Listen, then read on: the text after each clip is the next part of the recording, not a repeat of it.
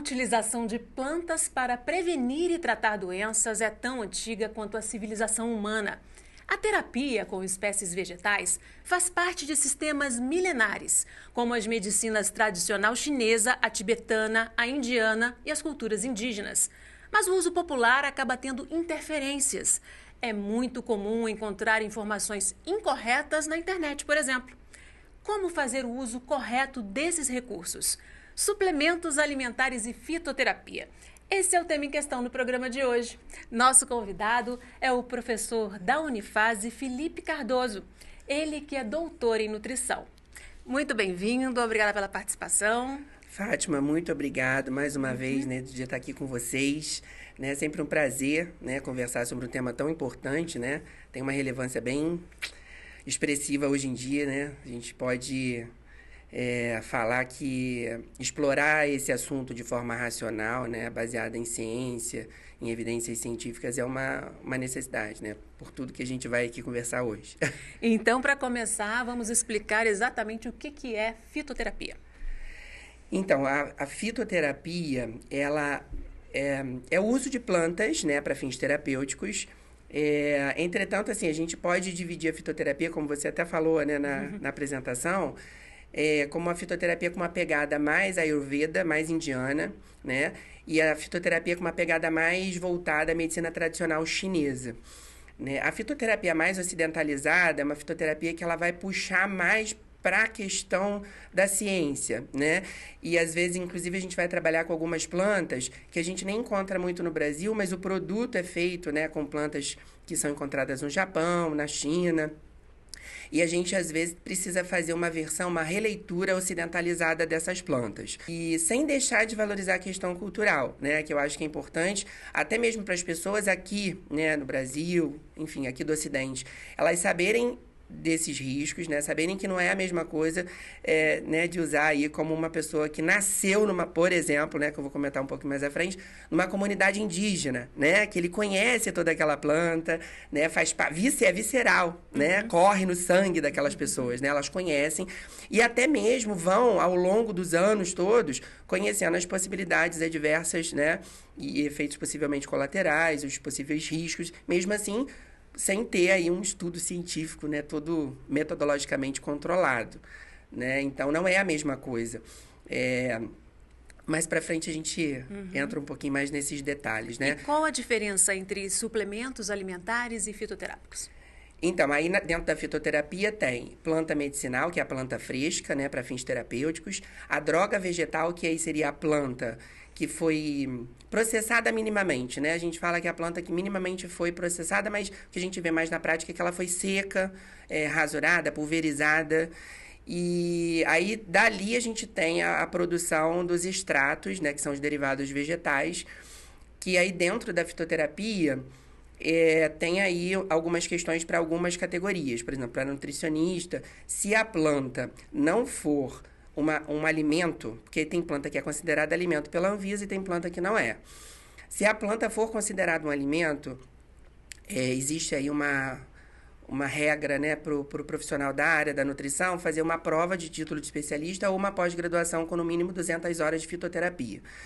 Mas aí é a forma de fitoterápico mesmo, que é o derivado vegetal, O extrato, que pode ser líquido, como tintura, e pode ser extrato seco, em pó, encapsulado, num comprimido, enfim, ou em alguma outra forma farmacêutica que seja compatível com pó, no caso com extrato.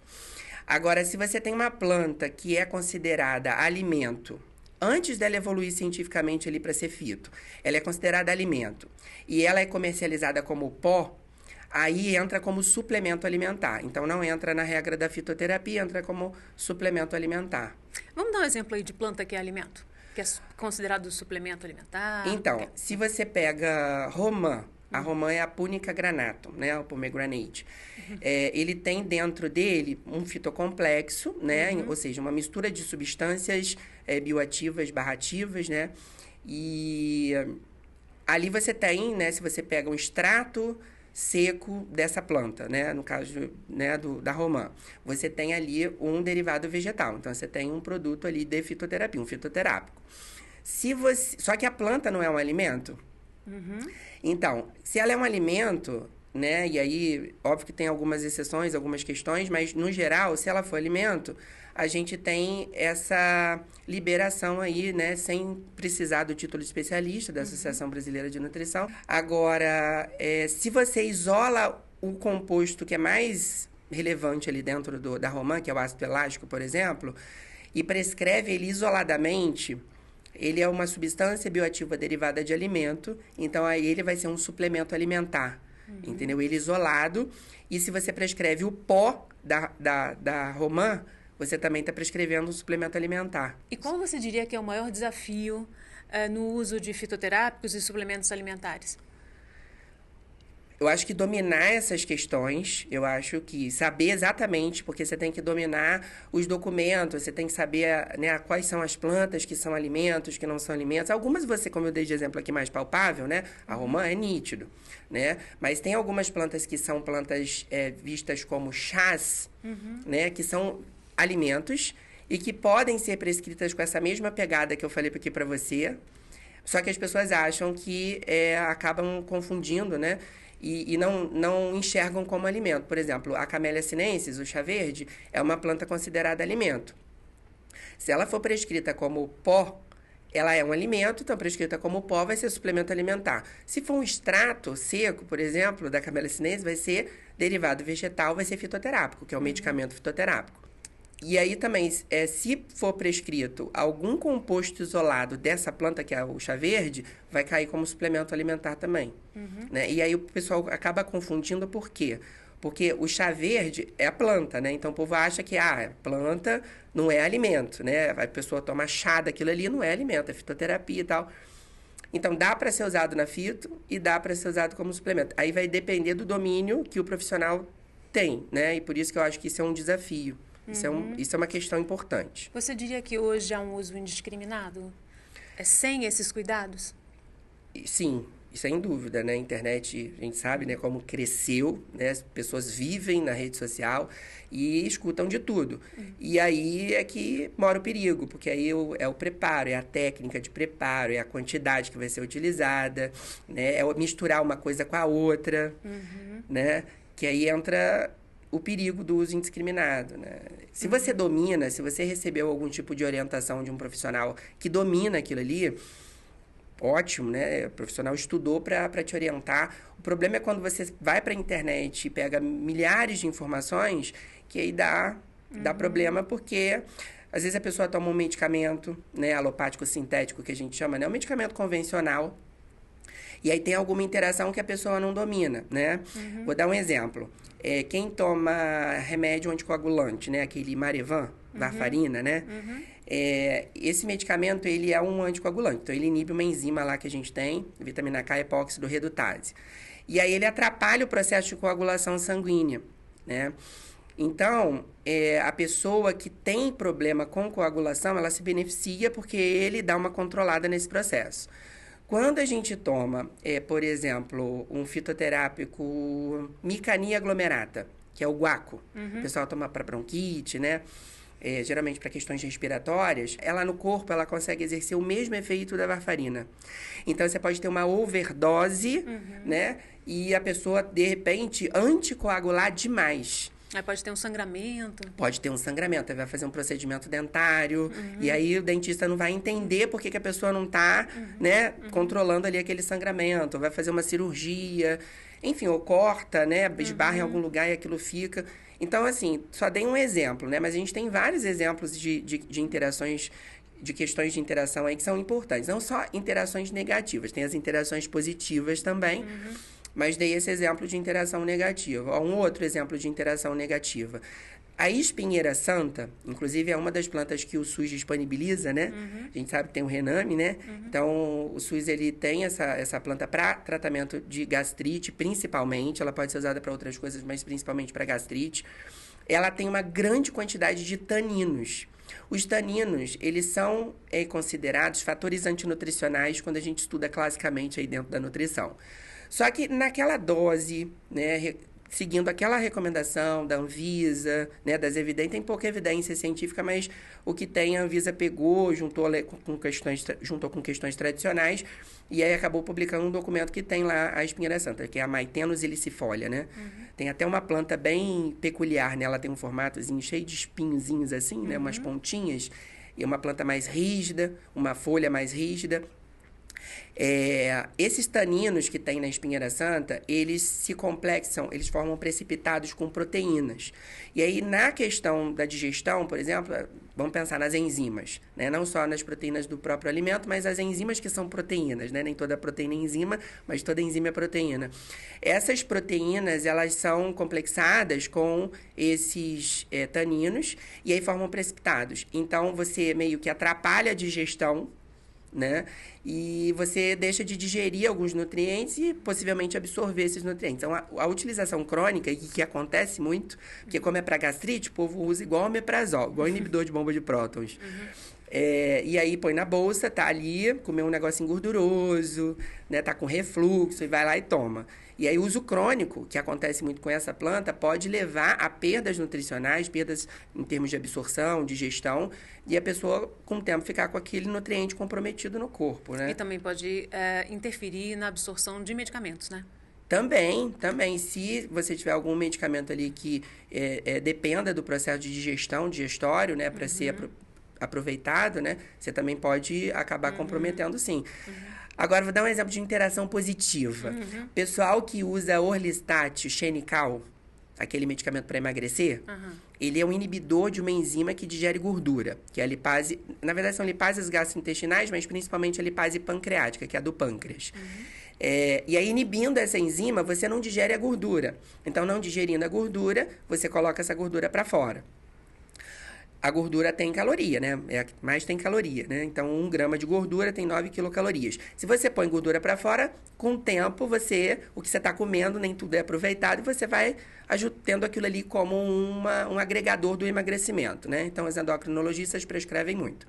Só que causa muito desconforto. Imagina você no trânsito, você no ônibus, no metrô, no carro, você no seu trabalho, né? Você ficou ali com vontade de soltar gases. Você fica desconfortável e aí, né, com aquilo solto, você tem chance de, né, sujar a roupa. Então, na fitoterapia tem uma planta chamada, o botânico, né, Plantagovata, né, que é a Plantago, é a planta que é rica em psyllium. Psyllium é um tipo de fibra. E aí a gente tem que entender a diferença do tipo de fibra. Tem a fibra insolúvel que solta o intestino e a fibra solúvel que tende a prender. Psyllium é um tipo de fibra solúvel, então ele dá uma prendida. Não é para prescrever, para parar com o efeito da medicação. É prescrever até um ponto que você consiga dar mais qualidade de vida para essa pessoa. Que não prenda demais, porque ela precisa eliminar essa gordura até para o medicamento ter né, atingir o propósito que ele tem, mas trazer um pouco mais de dignidade, né, para a pessoa. A gente já falou aí do risco de misturas, né? Dessas interações medicamentosas, também do risco de misturas entre próprios fitoterápicos, né? Também acontece. Tem fitoterápico que não se dá, não é isso? E você citou a folhinha da espinheira santa e lá atrás também quem nasce em comunidades tradicionais que sabe lidar com essas plantas. Por que nós que vivemos nas cidades muitas vezes confundimos até, e você encontra em feiras, em locais, espécies erradas, né? É vendido como boldo do Chile, não é boldo do Chile, né? Até porque boldo do Chile é uma árvore, na verdade. Então, há muito disso também, né? De você usar a espécie errada, tem que ter muito cuidado, né? Mistura, né? Às vezes mistura com outras coisas que você não sabe o que tem. A própria conservação mesmo. Mas tem uma coisa que para mim é bem importante. Os fatores, a gente chama, é um termo técnico, né? São fatores edafoclimáticos, que a gente chama, né? Então, o controle da composição atmosférica, ciclo do claro-escuro, disponibilidade de água, composição do solo, exposição lá a patógenos do ambiente diversos, temperatura. Tem planta que gosta de crescer no meio do matagal. Tem planta que é mais Do canteirinho, toda Isso. com cuidados. Que gosta de ser cuidada a pão de ló, né? Vamos dizer assim. E isso faz diferença. Então, assim, o que as pessoas geralmente fazem, né, com o alimento, que aí não teria problema nenhum, a gente tem que tomar cuidado para fazer com plantas que têm fins terapêuticos, né? A grande questão é que as pessoas não lidam com a fitoterapia, não dão o devido peso para ela. E a fitoterapia, ela tem fins terapêuticos, né? É igual o medicamento mesmo, alopático sintético, né? Que é o medicamento convencional. Então, elas vão cultivar em casa. Então, elas colocam num vasinho, não controlam a composição daquele solo, né? A questão do ciclo do claro e escuro, temperatura, exposição ao sol ou não. Tem uma questão também que para mim é fundamental. Você saber a idade da planta, para você poder ir lá e tirá-la com a maximização da produção dos compostos ativos bioativos dela. Falo ativos bioativos porque bioativos a gente usa quando a planta é alimento também. E ativos a gente usa quando ela é só planta medicinal. Então, como é que a pessoa em casa vai saber disso, né? Então, quando a gente pensa numa comunidade indígena, numa comunidade quilombola, que nasce com aquela cultura, que, né? E passa de pai para filho, né? Explica direitinho. Passa. Né? E a gente diferente. não tem mais isso, né? Não tem. E aí, isso compromete. Eles têm lá um solo que eles sabem que, né? Que tem que fazer isso, que tem que cobrir, que tem que controlar isso ou aquilo. E a gente em casa, vamos incentivar então a fazer, né? A cultivar a planta medicinal em casa. A gente não tem esse controle. E é saber a idade certa. Tem planta que é parecida com a outra, né? E aí, de repente, né, não vai saber exatamente, a não ser que a pessoa tenha formação em botânica, né? Seja biólogo e seja um botânico. Ou procure uma informação correta, né? Aqui tem até a Fiocruz, né? Tem. Que ajuda nessa questão. Tem os canteirinhos lá para fitoterapia das ervas medicinais, né? Tem planta que a mesma planta tem partes diferentes com efeitos antagônicos. Tem planta que tem partes utilizadas terapeuticamente e tem outras que podem ser venenosas. E esses fatores que a gente chama de edafoclimáticos, né? Esse controle, que é o que melhora a vida da planta, né? E deixa ela em condições ideais para produzir os compostos que ela precisa produzir nas quantidades certas. Eles também acabam controlando para essa planta não produzir, de repente, por uma condição adversa, um composto tóxico. Ou até nem produzir, né? Porque tem muita gente aí que vai cultivar em casa e não coloca essas condições ideais, não sabe a idade certa para utilizar, que usa e acaba tendo efeito placebo, né? Então, para a gente garantir racionalidade, né? Basear, né? Aquilo ali, né, numa informação que vem da ciência, de estudo, né? Saber exatamente a identificação, tudo bonitinho, tem que receber uma orientação, né? No Rio, aqui em Petrópolis... Aqui em Petrópolis tem o Fórum Itaboraí, da Fiocruz, né? Tem aqui na entrada ali no Valparaíso, E no Rio? Lá no Rio, a gente tem alguns lugares que produzem para distribuir para os postos de saúde. Então, alguns lugares que vão distribuir para os postos de saúde. Primeiro eles mandam para o Hospital São Rafael, depois ele vai fazer a redistribuição. Então, lá, eles sofrem a farmacovigilância.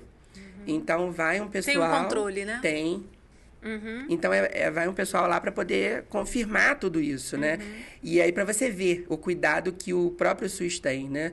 A gente tem isso desde lá da criação das práticas integrativas e complementares, né? E, enfim, se a gente for voltar, 1988, SUS, depois, né, regulariza tudo em 90, né? E aí a gente já tem ali o início de tudo, né? Das próprias práticas integrativas que acabaram se consolidando 20 anos depois, mas já começa um resquíciozinho, né? Um papo sobre isso. E hoje o uso de fitoterápicos, como a gente vem falando, faz parte da Política Nacional de Saúde, né? Tem 12 plantas listadas lá na RENAME, que é a Relação Nacional de Medicamentos Essenciais. Você falou que muitos compostos, muitos princípios bioativos e ativos são estrangeiros. Vem da China, vem da Índia. E o Brasil é o país mais megadiverso, biologicamente falando, e a gente utiliza menos de 1% das nossas espécies, né? É um campo imenso para pesquisa, né? A gente tem uma farmácia viva aí que não está sendo utilizada, né? Super. Então, fica até o convite aí, né, para os amigos pesquisadores, né, de tentarem pegar aí para estudar esse ramo, né?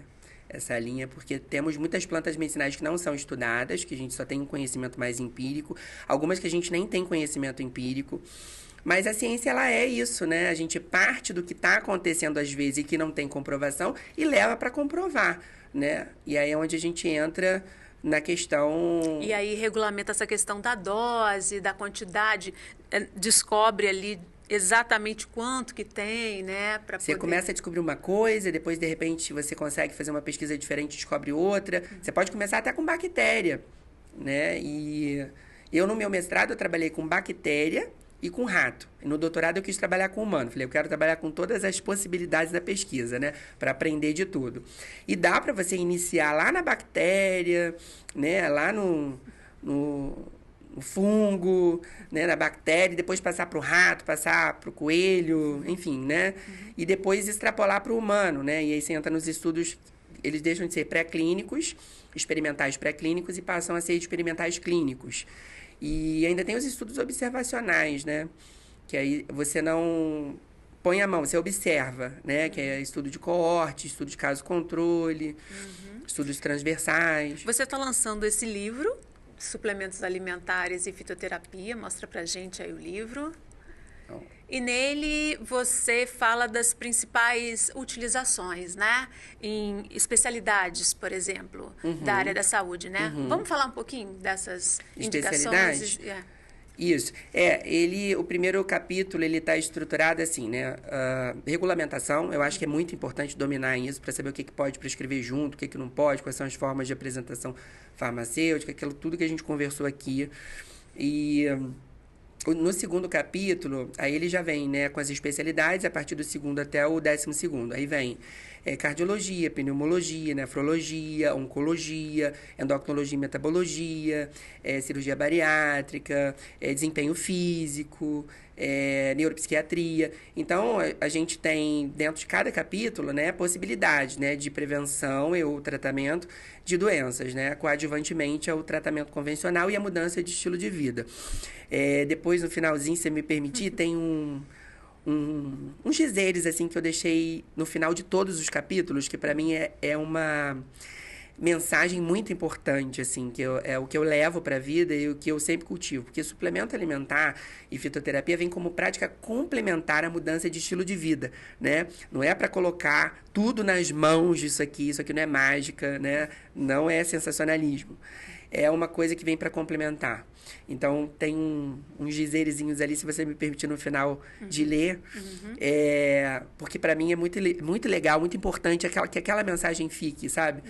E então ele vem, né? Então, na parte cardiológica, por exemplo, né, doenças cardiovasculares, né, vem focando muito em hipertensão, hipercolesterolemia, hipertrigliceridemia, né, a parte de pneumológica, né, vem falando de fibrose cística, asma, DPOC, que é doença pulmonar obstrutiva crônica, a parte nefrológica, vem falando de doença renal crônica, e aí vem falando da modulação de alguns indicadores, alguns marcadores, né, de alterações de função renal, parte endocrinológica e metabólica vem falando de tireoide, vem falando de síndrome do ovário policístico, questão da obesidade também, resistência à insulina e diabetes, a parte de desempenho físico, né? Como que você tem ali que pode ser utilizado como recurso ergogênico, que de repente poderia ajudar no processo de recuperação muscular, e melhora, obviamente, da composição corporal. Tem a parte de cirurgia bariátrica, né, que tem alguns suplementos ali que vão nortear a melhora do paciente, na evolução do paciente, porque a gente sabe, né, que essas cirurgias, elas são, hoje em dia, na maioria das vezes, mistas, e aí a gente tem tanto restrição de uma parte ali, né, do estômago e intestino, como, né, quer dizer, que aí vai levar um comprometimento nutricional, então o paciente ele precisa fazer algumas reposições, como uma imunossupressão relacionada a isso, né, um comprometimento muscular. A gente tem também, né, a área, por exemplo, dermatológica, né, que aí vem questão de acne vulgar, psoríase, dermatite atópica, envelhecimento cutâneo, né, tem a parte da hematologia também, né, que vem propostas para anemias diversas, né, por diferentes causas, inclusive vem falando de talassemia A parte neuropsiquiatria também, que é importante, aí vem falando de questões de transtorno de ansiedade, esquizofrenia, questão de cognição, de memória. Tem algumas questões muito interessantes abordadas. Agora também, se você for procurar todas as demandas patológicas de cada especialidade, para a pegada de suplemento de fito, você, muitas das vezes, na ciência, você não acha. Então, no livro tem aquilo que a ciência vem comprovando, aquilo que tem evidência científica. Então, tem outras questões, né, outras doenças, por exemplo, que acabam não podendo ser abordadas no livro, porque a gente acaba não achando ciência, né, artigo científico que tenha, que apresente, que traga, né, a correlação do suplemento e da fito com as demandas lá de cada, né, de outras patologias. Então, o que tem aqui é o que a gente achou na literatura. E a minha preocupação do livro também era não deixar ele chato, né? Por quê? Porque imagina um livro só, né, com coisa de artigo, com estatística, com metodologia, fica com uma linguagem mais carregada. Então, ele tá tanto muito teórico quanto muito prático. Então, tem uma parte dele que tem dicas práticas, tem exemplo de fórmula e uma visão do farmacêutico prática e do nutricionista prático ou de outro prescritor. Então, assim, ele está muito prático e muito teórico, né? E a parte teórica está bem científica. Então, e foi um parto, né? Esse filho aí eu estou construindo há anos, né? Exatamente para deixar ele bem redondinho e bem certinho. Eu olhei referência por referência, eu conferi parte por parte. Os colaboradores sabem disso, né? Que eu entrava em contato, né? Me perguntavam, e aí, quando é que o livro vai sair? Eu, não vai conseguir sair agora porque eu estou vendo. E aí mistura com a rotina de trabalho, né? Que a gente tem. Vamos falar um pouquinho, então, sobre a questão do potencial, né? Você acredita que o potencial da fitoterapia, dos suplementos, é pouco aproveitado ainda? Eu acho que, às vezes, por um desconhecimento de alguns profissionais, sim, é subaproveitado.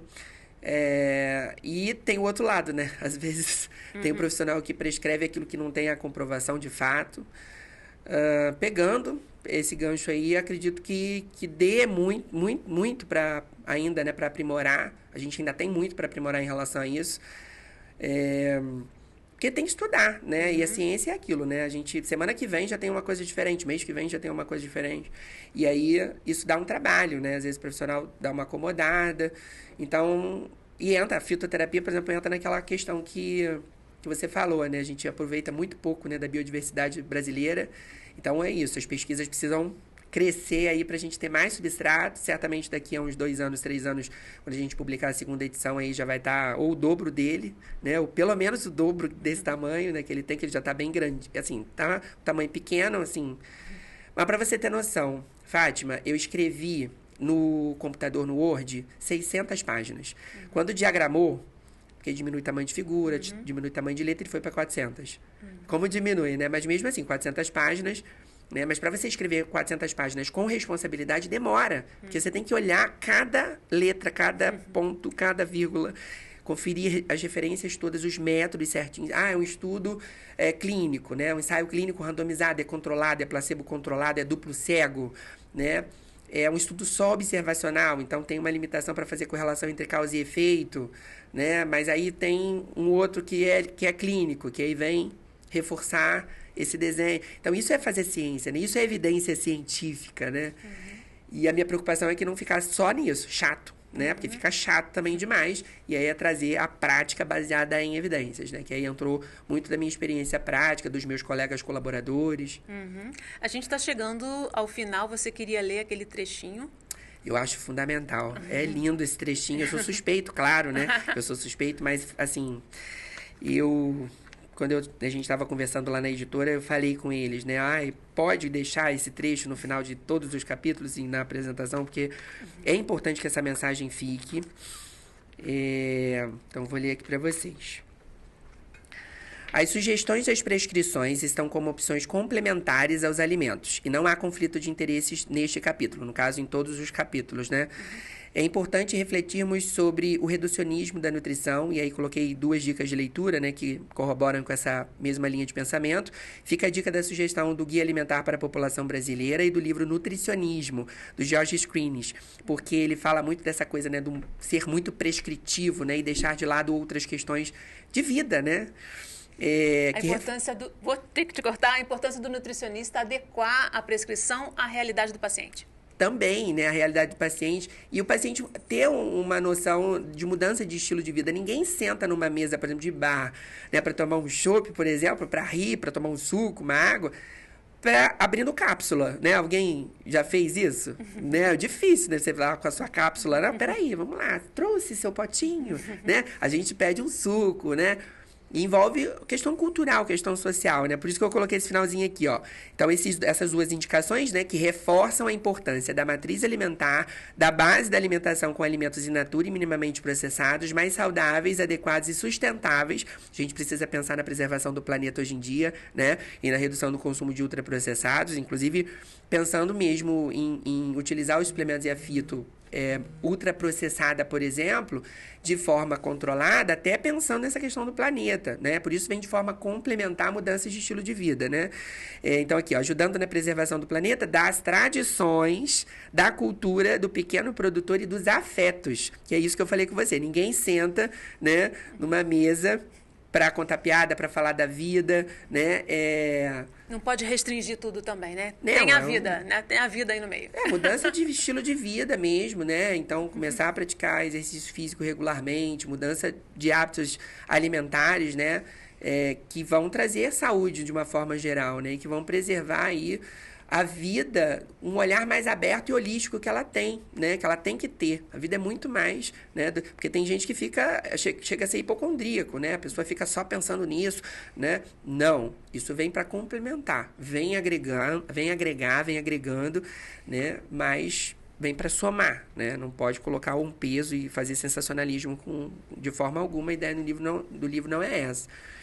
Então, infelizmente, nosso tempo terminou. Agradeço muitíssimo a sua participação. Nossa, estou lisonjeado e sempre muito honrado. Você sabe que eu adoro participar do programa, né? E assisto. Sou fã de carteirinha. Deixo aqui meu agradecimento para você, para a Unifase, para o pessoal também da equipe técnica, né? Que está aqui por trás, né? O pessoal só vê aqui a gente, mas o pessoal por trás das câmeras aí, né? Tem toda a importância para que isso saia bonitinho, né? Certinho, a gente fique bonito aí na câmera. Então é isso. Então deixo um beijo grande e afetuoso para todo mundo, para você, Fátima, pro pessoal da equipe, para vocês de casa aí. É isso aí. E a gente tem um encontro marcado no próximo Em Questão. Espero você. Até lá.